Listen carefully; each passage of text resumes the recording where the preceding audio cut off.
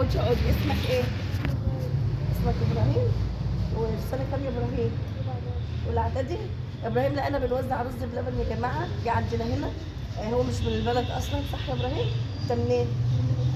من قطور يا جماعه. قطور دي على فكره بلد جنب طنطا. انت جيت هنا ليه؟ قاعد مع اخته في المستشفى، فبقالهم 5 ايام خدوا بيت هنا. مستشفى ايه؟ الجامعه؟ مستشفى الجامعه هنا. طب يا حبيبي، عندها ايه اخت؟ تعبانه. تعبانه جامد. طب يا حبيبي بص يا جماعه. آه هو هو احنا يعني اللي قدرنا ان احنا نساعد بيه، قدرنا مع ابراهيم. واحنا قلنا له لو اي حاجه انت عاوزتها تعالى، بس هو لفت نظري ان انا كنت بوزع على الصينيه رز بلبن، صح؟ فانت جيت ورايا. فلما جه ورايا يا عيني، حب ان هو يحكي ظروفه وكده، ويقول هو هنا ليه. هو على فكره مؤدب جدا جدا، وشكله ابن ناس، وشكله غلبان جدا. والله صعب عليا.